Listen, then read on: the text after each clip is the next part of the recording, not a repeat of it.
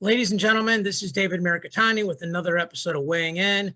Our good friend Mark Ostrander got called into work today, so I'm joined by the illustrious Grant Turner. We are brought to you by USA Wrestling, the national governing body for wrestling in the United States, and Nike Wrestling. Go to athleteps.com for all of your Nike and USA Wrestling branded gear. Mark always does a great job today, GT, but you and I will have to do some of the heavy lifting. Perfect. So let's get going on this. Let's start with Cadet and Junior Pan Ams. The small picture, the immediate picture is that America did great. I know you looked at some of the results. What were some of the things that stuck out to you that were impressive? Well, Cadet Greco, and I believe it was Cadet Freestyle, clean sweep, 20 golds.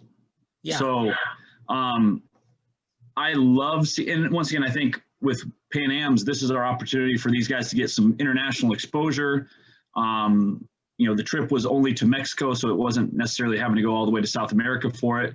But amazing. I mean, just crazy results by that. That's, I don't know if that's ever been done. I don't know. It hasn't. Somebody would have to prove that wrong, but wow. I'm super impressed with this group, this coaching staff. I mean, that's really, really awesome to see. And it's interesting because we're on the USA Wrestling platform, but it says a lot for USA Wrestling that they're getting the right kids. The coaching staff is helping them with their training. Like I ran into Zoe from Oklahoma State last week, and he was just out at the training camp at Legends of Gold. We both know Terry Pack. We both know Cornell Robinson. We both know Zach Dominguez. All these guys helping out with the different stuff. So it also goes to show that our youth is in really good hands, because a lot of these guys and in Freestyle on the Cadet side, they had a harder time making the team than they did winning the Cadet Pan Ams. Hey, you beat me 4-3 to make the team, and then you 10-0'd everybody. That says a lot that maybe our second or third best guy might have also won the Pan Ams. I mean, in Carter Young's case, he did. He went and won it. Mendez beat him. Mendez is hurt right now. Carter Young's a superstar. No disrespect at all. It's a respect thing. He went out and got it done, got the chip. Late call. Only had a couple weeks to train for it, and went out and smashed just like you'd expect him to do if he'd had a full camp. Yeah, I mean, I think that's, and as we develop our U15 and cadets and UW juniors and all that, U23s. It's going to be a great farm system for the USA Wrestling component for us to then, go on and win another world title like we did in 2017. So, and then that's in men's freestyle. But in Greco, we haven't won a world team title since, I believe, 2003. Is that right? 2005. Like Joe Warren and Dramil Byers and all those guys. Yeah. Amazing. But the future is bright for Greco in the U.S., which is a very, very cool thing to say. Yeah. I want to give a shout out to Luke Lillidow. He trains here in St. Louis. He trains goes to CBC High School, where I help out in the summertime with their RTC. He was one of the 10 double guys, to win both styles. So his dad's a good buddy of mine. So shout out to Luke and all the people. To me, Luke's like a microcosm, all the people that have poured themselves into Luke. There's a bunch of those stories out there, just other kids across the country that I obviously don't know as well as him. So, that was awesome to see, watching the guys run around with the American flag afterwards, even if there's not 10,000 fans screaming. I also think, you wrestled, I wrestled. There's tipping point matches where you win a match where maybe you hoped you could win, but weren't sure you could win. And once you win that match, you get that confidence that I think allows you to train even harder, because you believe your hard work will have even more success, more payout, more results. And so all of these kids, if any of them weren't sure, I mean, there's one of those kids was the 10th best kid on that team, just by definition. So, if you're hanging out with a Bo Bassett and maybe you're not sure if you can win it, you're like, I got to win it. All my teammates won it. And, Right. So there's a lot of leveling up there that I think is an awesome part of that as well. So let's jump over to Poland, senior level stuff. Lots of crazy results, round robins. We'll start with Greco. We only sent 3 guys and they didn't do very well. Nobody medaled. On the women's side, I saw Golston medaled and Forrest Molinari medaled. Did I miss anybody else? Do you know? I mean, as far as results, I also, quick, just to backtrack, the women's at Pan Am's did extremely well too. Don't want to leave those girls out. Oh, yeah. My bad. Yeah. Like really, really like historic run. So great job to like, Coach Jess Medina that was down there and some of the other people. So huge shout out to them. Yeah, I saw like Ronnie Heaton won a couple names. Cole. Yeah. And those aren't our number ones in a lot of cases, which is, again, super optimistic for USA Wrestling. Yeah. So flash forward to Poland for sure. Golston, I believe, got beat in her bronze medal match. I believe Forrest, I think, got bronze. Helen Maroulis got beat by Adekoye from Nigeria. Kind of a little tune-up for some of the girls. Helen getting back into international competition. She hadn't really done that much. Some of the other girls did fairly well. But as you look at that, it was a good little test, a good little match right before getting ready for the Olympic Games. So tweaks and maybe some stylistic changes may happen. Just getting some competition in. It's good. Yeah, and doing the travel, getting your body used to that, all that stuff. You can do it 100 times, and it's still you still got to get your body used to it if you haven't done it in a while. Right. Flo did a really interesting article on the points are now done. The seeding points are now done. So now we know who's seeded what in every weight. We're not going to go into that today because the Olympics, are a month and a half off, or maybe like 6 weeks off, 5.5 weeks off, depending on how you want to look at it. But for example, like a Stevan Misic is the number 1 seed at the Olympics. And that goes to show you where wrestling a bunch of matches helped him because he gets separated from Ugaev and some of these other guys.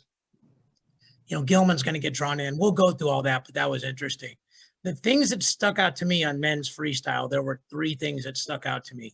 One is we didn't get to see Soriano wrestle, which I just love watching Soriano wrestle. So I was bummed about that. 2 was Jaden losing. And I watched that match and it was just like he had him and he just didn't quite finish a single leg and didn't get enough of his offense going, which I'm sure he would be the first one to say. And then the whole Pantaleo, James Green, the 2 matches there. And when we can talk about each of those, let's start with what you stuck out to you and then any of those things I talked about.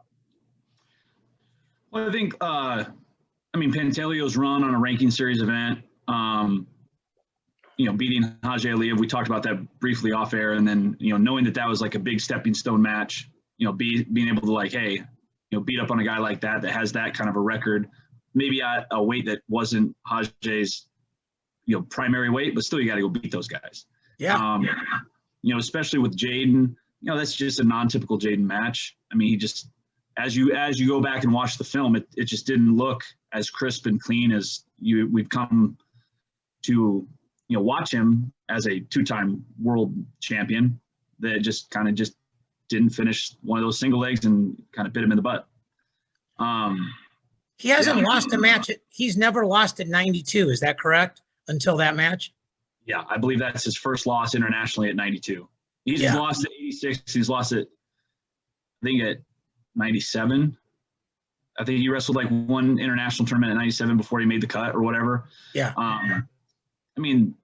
It was pretty crazy. The tournament was, as we previewed, pretty loaded, stacked weights in Greco and in freestyle and in women's. Some really talented finals matches. If you didn't get a chance to go watch it, go back and watch it on the UWW website. Some wild, great, intense matches. Also like Gwizdowski medaling, another big pull for him. So keeping him on the international scene is awesome for the U.S. So, and Nate Jackson, I think, medaled as well. He got bronze. Yep. So the James Green Pantaleo situation, and sometimes it's hard to follow unless you're on a website. Like if you're looking at Twitter, things are so disjointed, and God knows everything on Twitter is 100% true always. There's never anybody with misinformation, but right. But they actually wrestled twice, and JG wins the first one 8-0, And then the final match, Pantaleo did almost like a high crotch knee pull though, like where he went right hand to right leg, but then ended up finishing left arm deep, like head inside single. People need to watch that match. I think you and I were texting during it. There was one scramble where Pantaleo picks Green all the way up off the ground, tries to run him out of bounds. Green wiggles in the air, redirects Pantaleo without him having any post. He's not touching anything on the ground. Yeah. Pantaleo tries to dump him. Green goes splits. Like 4 or 5 things happen. He picks him up again, and they end up going out of bounds, and JG gets himself grounded. I'm like, that's one of the greatest no-point scrambles I've ever seen in my life. I mean, it was insane, right? Absolutely. I mean, and Pantaleo lifted him up multiple times trying to finish that. James floated it a whole bunch, was able to use like a wizard at the beginning. That's some very cool wrestling to watch. Those guys were scrapping. Yeah, it was awesome to watch. Like, if people that don't really understand wrestling, you're like, this is wrestling when it's 0-0. Like, right. This is like, so imagine watching a 9-8 match, like that kind of stuff. Those are the kind of matches that are, somebody who's done a little bit of play-by-play, that would have been a fun one to call, that's when you're doing your Joe Rogan, like, oh my God, oh yeah, that kind of stuff. So basically all of our number ones are done now till the Olympics. Is that correct? Yes. Yeah. So we'll start talking about that in the next 4 or 5 weeks, like probably start breaking down a couple weights a week on what it's going to look like. We have 15 of the 18 weights qualified, 6 women's, 5 men's, freestyle, 4 Greco. As I think everybody pretty much knows, if you're relatively passionate about following international wrestling. So if we come back to college wrestling, Christian Carroll, the number 3 overall recruit in the country, commits to Illinois. Illinois now has him and Cannon Webster both committed. That's gigantic. Mizzou gets Zeke Seltzer, excuse me. So when you think of those two, what are you looking at there? We might have GT froze. Grant, if you can hear me and you're froze, if you can unfreeze or jump off and jump back on. I got to talk to Mike Poeta about Christian Carroll, and he said that Christian Carroll literally just reached out to him and called him and said, Coach, I've done a lot of research and I want to come to the University of Illinois, because Poeta and I were just talking, and he's like, Mirikitani, I know you're going to go on the air. I know you guys always talk about whether or not people recruit kids early. I swear to God, he called me. And I said, Christmas in June, man, take it while you can. But we're already seeing a huge uptick in their recruiting just in the last 30 days. I mean, maybe they would have already gotten those guys with Heffernan. I don't know. I don't want to say they wouldn't have. That would be disrespectful. But we can only talk about the results that Poeta is putting out there. Obviously, now you got to coach them up. You got to develop them. They've got to be as good as they were on paper. But when you have those 2 kids, that's a cornerstone of a really great 2023 recruiting class. Yeah, I think now that the recruiting process has been able to go on June 1st, the coaches are out running, talking to people. And once again, the guy calls Poeta and says, hey, I'm basically recruiting myself to this institution. But, you start getting a couple of those pieces, all of a sudden now you have some cornerstones built. And now it becomes, well, he's there, I might want to go train with him, become better. Or, somebody else in the state thinks like, oh my gosh, I got something rolling there now. We got a couple of guys coming in, starts to, get the ball rolling a little bit better for him. And in a short amount of time, right? He just got the job a month and a half ago. Yep. And now we're rolling on the recruiting trail. So. Well, you and I talked about this with Mark. Whoever got the Illinois job had to win the in-state battles. They don't have to be that great out of state. They just have to get the best in-state kids because that state's so good at wrestling. So Carroll and Webster, I saw Webster's dad at Coralville. He came up, talked to me, and was like, hey, we still want to wrestle in Border Brawl. I'm like, well, congratulations on Cannon committing. He's like, we're very excited about the future there. So, but you're right, though. Recruiting is a momentum game. You guys have done it at Grandview. I did it at Merrimack. When you you get a couple kids like, oh, will you sign Grant Turner? Well, he's ranked higher than me. Maybe I should think about coming there, that kind of thing. So it's really good news for them. Zeke Seltzer to Missouri. For anybody that hasn't figured this out, I live in St. Louis, so I'm very familiar with the Missouri program and very impressed from where it has come to where it is now. They're so good right now. They're so good and young. They started 3 or 4 guys this year that their year didn't even count. Like Rocky Elam's a true freshman next year. O'Toole's a true freshman next year. Those kind of guys. Like Colton Hawks just made the world team, and he was, I'm saying this sarcastically, he was JV this year. So like they've got Noah Certain won matches at the Nationals. He wasn't even a starter till Connor Brown rolled his ankle in practice. Like they're good and they're deep. They don't need a lot. But one of the interesting things we talked about was Mizzou goes to the Big 12. Let's talk about how that changes how they might get seeded and then how it might help or hurt them actually performing at nationals. What were your original thoughts about the seeds that you were talking to me about? Yeah, so I think like as all of these schools start to get, these new and upcoming recruits, especially if we're going to talk specifically about Missouri entering into the Big 12 versus at the MAC championships. So we had discussed basically, does that hurt them or help them to be, let's say, within a power conference? Not that the MAC is not as talented at wrestling, but the Big 12 has perennially been a more powerful conference than the MAC in the history of like winning titles and NCAA champions.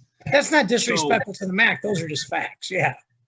Yeah. So, but Missouri had been running the MAC, champ of that, between them and Northern Iowa, I think they had a stranglehold on it for a very long time. I mean, Central Michigan was in there a few years, I think, putting up some good fights, but they're the champ of the MAC. They're qualifying 9-10 guys almost every year.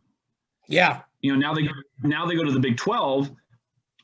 Do they still qualify 9 to 10 guys through the Big 12 because they're bringing in more prowess and beating up other people from other conferences and getting more allocations?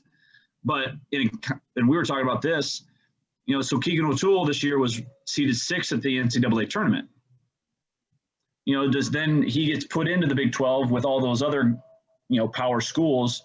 Does he maintain the 6th seed by being in the Big 12, or does he get the 4-5? Maybe he could get to a 2 if he beat the right people. Yeah, he's a good example, like Whitlake, because Whitlake got upset there by the North Dakota State kid. But right in a normal, without upsets, O'Toole and Whitlake in some order would have been the 1 and 2 seeds. They'd wrestled in the finals, and Whitlake would have been if O'Toole wins that match, which you can't say he would, but he did beat him at nationals. So if you just say we're just going to replicate that result, he would have been seated even higher. Rocky Elam's the other one that's super interesting, just to use real life examples. He was seated, I think, 7th maybe, but he would have been in the best weight that the Big 12 had this year, 197, with Ferrari, who wasn't even the number 1 seed, Buchanan, Woodley, Noah Adams. All those guys. So he would one of those guys, and there was somebody in there. That weight was loaded. Oh, Tanner Sloan was in there too. So Tanner Sloan from SDSU. Yeah. Somebody would have taken 6th, and then the North Dakota State guy who came out was the one that pinned Eric Schultz in the first round. Right. So, who was the 31 seed that beat the 2. So here's what I think is interesting. I think you could argue they might get seeded lower, like maybe a Rocky would get the 9 seed instead of the 7 or something like that, depending on where he plays. But I also think if you're a guy that's trying to win the national title, any of us, like you went to Iowa State, I went to Iowa State. One of the reasons we went to Iowa State was they wrestle really good teams. Like they're going to wrestle the Big 12 schedule. They're going to wrestle Iowa. They're going to wrestle other good schools. They're going to go to good tournaments. They're going to go to Cliff Dean, those kind of things. So what happens is when you're at Mizzou is trying like crazy to schedule these out-of-conference dual meets with the best teams they can, Oklahoma State, Cornell, anybody that'll wrestle them, because they're just a different level than the other MAC schools. So they're just truck driving those schools. Now, like again, to use Rocky, he's going to duel Stephen Buchanan. He's going to duel Noah Adams. He's going to duel Woodley. He's going to duel Sloan. He's going to duel Ferrari. Maybe not all 5 of them, but minimum probably 3 of them. So, and here's the other thing, and this is where if you believe in your coaching staff, you like this. Hey, I coach Grant Turner. He's 19-2. He lost to Rocky Elam and he lost to Ferrari. But I got 7 minutes of film on each of those guys, and Grant's super coachable, and Grant will tell me where he felt okay, where they tricked him, where he felt like he was in trouble, and we're going to figure out how to stop Ferrari's open space double. We're going to try to figure out how to neutralize Rocky's length. We got to get away from both those guys. They're good on top, you know. And so if you believe in your ability to watch film and break things down, that's a lot better than your first shot at it being at nationals, right? Yeah, and I think that this is a good addition to the Big 12. As you know, the Big 10 is another location where, you know, you're going to have horses wrestling each other all the time, and then all of a sudden, if a guy has a 16-10 record, but you know he lost to, you know, Dayton, RBY, yeah, right, DeSanto, you know, all these, you know, power names in the sport, and all of a sudden you have 10 losses. It's still not that bad if you can come out of those conferences with a great conference tournament or have beaten some of those guys in exchange. But if you have a 16-10 record from the MAC that maybe doesn't have those qualifications, you're not going to get any sort of allocations for the conference. If you're 16-10 in the MAC, you better win the conference. You're not going. Like that's just, you're not going. You're going to have to steal a spot, so to speak, you know? Absolutely. So yeah. So, I mean, but Seltzer to Missouri is super interesting. The other thing, and this is just floated out there, the big chip that's still out there for the junior, about to be senior class is Nick Bouzakis. Supposedly, and I didn't substantiate this, but Bouzakis and Mendez are buddies. Maybe they want to be a package deal. That's hard for a lot of schools because now you have to come up with, if not 2.0, pretty dang close to 2.0 scholarships, depending on their academics and their need-based stuff and all that sort of thing. So, and they're pretty close in weight. So you would think one of them figures are going to get bigger than the other, you know, but right now they're pretty close to the same size. And then Mendez says he'll be 100% by Junior Worlds. So, you know, he's a huge chip in that junior class. So, for me, this coming weekend, I'm going to junior duels. That's one of the first times you and I have hung out together socially. That's an awesome trip. Shout out to Chris Forbes and all our Tulsa people, Hardell Moore, everybody else, you know, Zach Randall, all the guys that run that tournament down there, Lori May on the mic. Everybody does a great job down there. And they've blended other events in there like the Greco World Trials. Junior Duel is a really cool place to watch a lot of wrestling, and you're not fighting people for spots, like to stand around and watch. It's in the Cox Convention Center. It's 20-something mats. It's very similar to Fargo, except it's just dual meets. So it's almost easier if you want to watch Team Iowa, you can watch all their matches. Now, it's really hard if you want to watch, you know, Grant Turner wrestle at 170 and then David Mirikitani 9 mats over on 170. Like, that's going to be a lot more difficult. But if you want to watch a team, it's really easy. And the dual meets, we've been very lucky calling them. The finals duels have been fire the last couple of years. So I think Illinois, Oklahoma, those schools, Pennsylvania, Ohio, just your perennial favorites. It'll be interesting to see Hoops bringing guys up. And Illinois is kind of in the middle of their high school season, so they might not get all the hammers they want, but hopefully they'll have a lot of them because their team is always really well run by Donnie Reynolds and those guys. Yeah, I think and it's really cool to see these guys that you've, from a state become teammates for, a junior duel type situation where, you've got multiple state champs from different high schools and different locations come together to wrestle. And if you're in Oklahoma, it's definitely something worth the trip up to Tulsa to watch it, because there is just such great talent there that's on display. And it's really fun because the kids get into the duels, the team scores involved, they're hopping up, going nuts. The coaches are crazy, absolutely going hog wild in the bench. So it's a really cool event to be a part of. And once again, with the dual meet format, you definitely get some of those rivalries between, Illinois, Minnesota, California, Ohio, and the kids don't necessarily maybe play into it because they maybe weren't on the teams in previous years, but the coaches definitely know. So it's Oh, yeah. they definitely want to, like, they're there to prove out, like, Team Oklahoma is coming for the title or whoever it may be. So Yeah, Minnesota's been really good the last couple of years. Yeah. Paulson's dad is an awesome guy to interview, and low-key, sneaky good coach, because he didn't have the same wrestling career that Brandon did, but does a great job with those kids, really good at being calm, really good at getting like 1 or 2 points in on those 30-second breaks, which there's an art and a skill to that. You watch MMA, it's like these guys that are going crazy are not helping their fighters. It's sort of the same thing with the wrestlers. So that starts Wednesday. There's 4 tournaments, 2 Wednesday, Thursday, 2 Friday, Saturday. So tons of great wrestling there. Like one year, the final, it came down to a couple interesting things. They rotate the starting weight every round. They draw the weight out of a hat, and then every round it bumps up 1. And then the other thing is how people can diverge in weight. So a couple years ago, Oklahoma won it.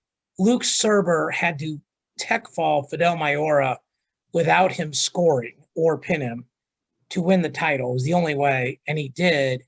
And now Serber is going to go heavyweight for Oklahoma State after a redshirt year. And Fidel Mayora is going to be like at 157 or 165 for Oklahoma, or for Michigan, rather. So it's just very interesting how people can, move around.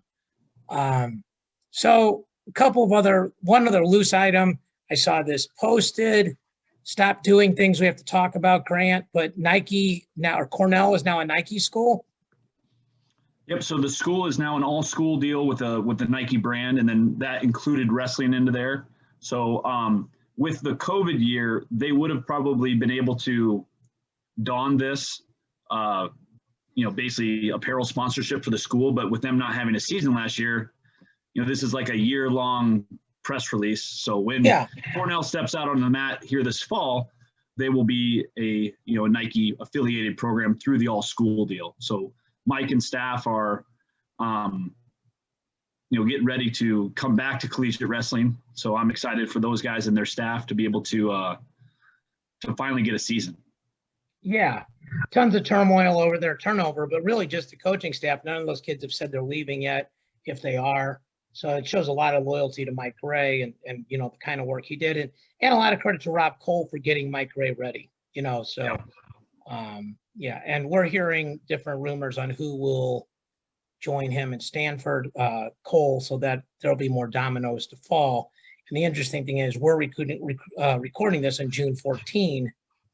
So, there's going to be a lot of dominoes that fall in the next 60 days, and that's going to affect where kids want to go to school. So the last thing we're going to talk about today is the JB Imar match, which is coming up this Saturday or Friday. I can't remember, but it's one of the two. I think it's Friday. And it's on an it's on a BJJ card. It's the feature match of the end of a BJJ card. You and I actually talk about jiu-jitsu a lot because of my interest in it and both of our interest in fighting MMA. So it'll be interesting. I think it'll be a lot of crossover. There'll be some BJJ fans that stay on to watch that. And there'll be some wrestling fans that go on early. No-gi jiu-jitsu is a lot more scoring than gi. A lot of times people fall asleep in gi. It's almost like soccer, unless you know the nuances of it. It can be fairly boring. I like it, but I can understand why people are bored by it as well. So this is really for the number 1 spot at 79, which had really been Dake's spot, followed by Dieringer. Dieringer got hurt. Dake goes down to 74 and is now the guy. Imar JB had a legendary Final X in Nebraska a couple years ago. JB made weight at the very last minute. Imar won a match off of him, had the second match won, and JB just did pull my socks up JB things in the last 20 seconds and then won the third match. So how do you see this match going? Well, we haven't seen Imar compete in a very long time. And, he's got a new training situation. He's a part of a new coaching staff. Is he going to have some new tricks? Is he going to have a new style? Is he going to maybe throw some wrinkles at JB? I'm excited to watch this one because Imar was right there with JB a couple of years ago. And you never count out the king. Yeah. But JB world champs do world champ stuff. So, and this is going to be a really cool match to just watch the styles of what JB has been working on, what has Imar been doing for the past year and a half, technically, because they were right neck and neck with each other at Final X.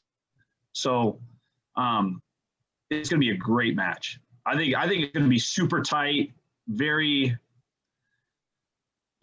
tight match. I think it's going to be like, 6-4, 5-4 type match.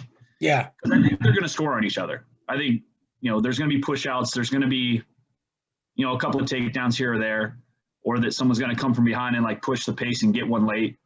It'll be fun to watch. So, I'm sure people know you and I put an agenda, but all we mentioned was JB Imar, not. So I'm just kind of listening, thinking of questions as I'm listening to you. So 2 things. Who do you think it benefits it being 2 years later? And who do you think it benefits being 5 kilos heavier? I think it benefits as far as the timeline for the 2-year gap. I think Jordan has competed a lot more than Imar. So is there going to be some sort of ring rust that Imar has to deal with getting back into it? Maybe. But I think that it benefits JB because, he just went through an Olympic trials training camp process, and then, being up a little bit of weight, probably benefits JB because he doesn't have to cut and make weight, whatever it is, 2 days in a row or, for international competition. So when you get older, it's harder to make weight too. Your body's just, you can only do that cycle so many times before it gets more difficult. Well, you got to remember also back in the day, Jordan Burroughs wrestled Zahid Valencia up. Yeah, he went all the way up to 86. Yeah, for that match. So I think it's it's beneficial to JB to be able to wrestle. He may have to change a little bit of stylistically what he has been great at for over a little bit, whatever the past decade of dominance that he's had. Yeah. But JB is, he's a professional. Imar's a professional. It's going to be fun to watch their tactics and their transitions from, previous matches. And I guarantee, I'll put a little side bet for you. JB will probably have to have his head wrapped. Oh yeah. I'm positive, man. That's like a DraftKings side bet, player prop, whatever it may be. Like, yeah, for sure. Yeah. Head wrap JB and bald Jaden are the 2 best versions of both of those guys, at least in my opinion. Yeah. I don't know why I like bald Jaden best, but whatever. Right. So, there's a couple things that are interesting to me. Like, they're both in transition a little bit, right? Like, Imar's no longer in Illinois. He's in Oregon State, like you mentioned. JB's heading out to the PA RTC, and he's going to have Tervel coaching him in this match, not Manning, not Snyder. I'm sure there's no bad blood, but it's just interesting, right? We're so used to Manning and Snyder being in his corner, and then it's going to eventually be Brandon Slay and those guys. I feel like they'll both wrestle with higher energy because they're not cutting weight as much, right? Like, if you're just wrestling your natural weight, I'm wrestling mine versus us both sucking 14 pounds down, probably the energy level is going to be a lot higher. I'm assuming the winner of this will probably be the number 1 seed at 79 at the World Team Trials for us. Because this match will count. And I can't even think of who would be ahead of either one of these guys. Deringer is there, but he's been hurt. So, he doesn't have any recent results. Like, his last result was losing to Dake, I think, making the world team, so, which is obviously not a bad loss in hindsight. It wasn't a bad loss in foresight, but he can't be the one when his last matches were a loss, so. Well, and I could go, I don't know what happened after the World Team Trials of that. Was there any sort of ranking series? Because I don't think it will depend if they went to, an international ranking UWW event where then, Dake got first and Deringer got bronze at something, or because JB's bumping up. Imar's been a 74 kilo guys for a really long time. Yeah. So it'll be interesting to see how the World Team Trials process plays out here in early September for, the Oslo trials. It feels like whoever wins this match, though, gets to the top half of the bracket, and the loser is going to be in the bottom half with Dieringer. No disrespect to anybody else at 79. I'm sure there's some good guys there that I'm not thinking of, but it feels like there might be tiers, and that those three guys are sort of on a tier. You could argue, I mean, maybe one of these guys beats the other guy 10-0. Like, well, we thought they were on the same tier, and they're not. But just right now, it feels like those guys are 1A, 1B, 1C, and everybody else is some version of 2. So winning this match theoretically would make it a lot simpler to get through the tournament. So I agree with you. I feel like it's a one-score match, especially in freestyle, because the score can be like, I quad pod and you lift me, you know, that's a 4. Or, you know, Right. You get a takedown to a lace, and even though that's technically 2 moves, that's one, you know, that's one scoring hold. I can't see one of these guys beating each other by 5-6 points. It just doesn't feel like both their defenses are too good. You know, the only way is if like you're beating me by 2 and I go for something and you hit a go behind late and then hit like 2 gut wrenches with like 4 seconds left, where it looks like an 8-point match, but it was really a 2, you know? Yeah, I mean, the great equalizer is if JB hits a low level double and winds up in a lace. I mean, that's the great equalizer in any sort of international wrestling matches. Like if you can get to like a trap arm or a lace, doesn't matter who you are. It's really, really difficult to win in those situations. So anything's possible, but to your point, I think it is going to be like a 1-score match, full time. I'd be interested to know what the gambling odds are. I would guess that Burroughs is favorite. My guess it would be like by 1.5 points. You know, just, you know, I think what we're thinking is just the general consensus, right? And the gambling odds are not what they actually think is going to happen. It's just the number they put out there to try to get 50% of the money on each side so they can make the juice. But I now digress to my different level of economic study. But that's going to be Friday night. There's a bunch of things going on Friday night. The junior duels are going on Friday night. Nick Piccinini makes his MMA debut Friday night in Tulsa, which is interesting. And then the other thing that's going on is the Black Wrestling Association is having their gala in Tulsa as well. I've been part of scheduling that. Shout out to Jahi Jones, who's done a lot of the heavy lifting with me. And that's tied to, I want to use the right word, to the anniversary, the Juneteenth anniversary of the Tulsa Massacre. I think whatever your thoughts are politically or racially, I think most people would agree you shouldn't kill people because of their color. And if you read about this or watch any of the documentaries out there, it's horrifying. It's a horrifying chapter of our country. We just had my dad on for episode 100 of Matt Chat, and he talked about his family being moved to the relocation camps or concentration camps, depending on how politically correct you want to be, during World War II, and that his family had hundreds of years of samurai swords, and they threw them in the ocean rather than let anybody else have them. That was, I've heard that story before, but hearing it out loud is different. When you watch this stuff about the Tulsa Massacre, like one of the things that struck me was they told this guy who would have been the Hilton or Marriott of today, you know, he stood on the top of his hotel and defended it. And then the next day they said, if you come down, we won't do anything. They came down, they arrested him, and they burned his hotel to the ground. And all the wealth, you know, ownership of property, ownership of business is one of the most direct ways of building wealth. So BWA, we had sort of short notice to put this together. I think next year it'll be a lot bigger, but I like the idea that it's at Junior Duels. It's in Tulsa. It's been difficult getting something scheduled this year because it's the 100th anniversary and it's BWA's first anniversary. I think next year when it's their second and it's 101, the hotels won't be so full, everything else. But it's an important chapter to mark.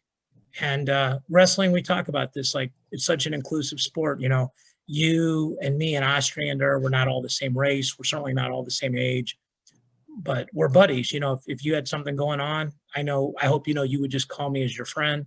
I feel like I can call you and Mark that way. And plenty of the guys on the BWA board that obviously are African-American, the same thing. I love wrestling because it's so inclusive. People that have traveled with me before have said that. And you're one of those guys, like you're a very welcoming person. You know, we all give each other crap equally. Has nothing to do with the color of your skin. If there's a joke, we're going to make it, you know? So It'll be cool to see all those guys there, like the Kerry McCoys, the Nate Jacksons, those board members of the world. And I think it's, I have to give a shout out to Joel Kester. He's the Tulsa Sports Commission director. He's bent over backwards to help make it as warm and be as hospitable as possible to what we're trying to do.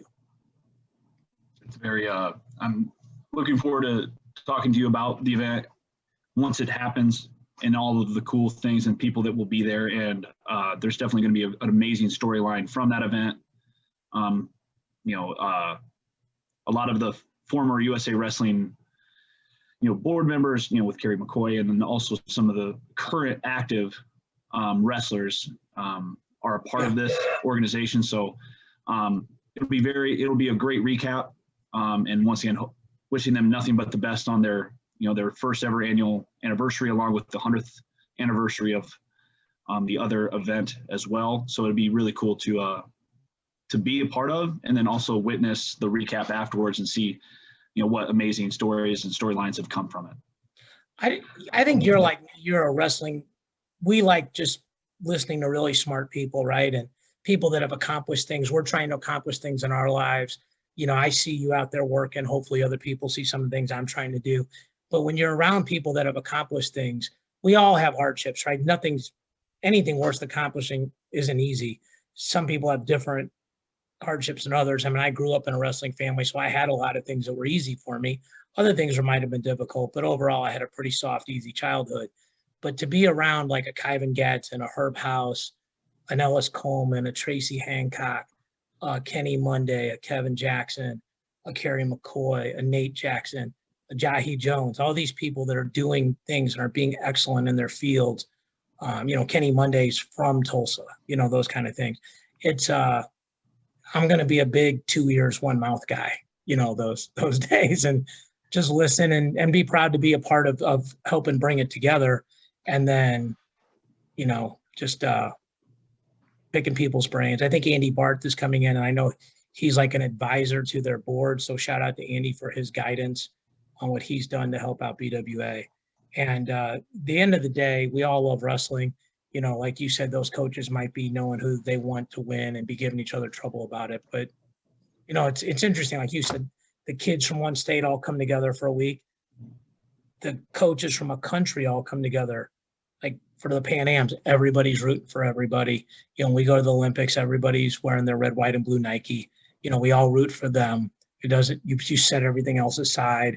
And I think that's what I'm going to get to see a lot of this weekend, both at the junior duels and with the BWA stuff. And I think those are both super cool things to be a part of.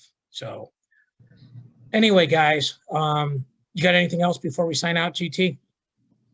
No, just tune in to watch JB Imar. It'll be a fun one. Yeah, for sure.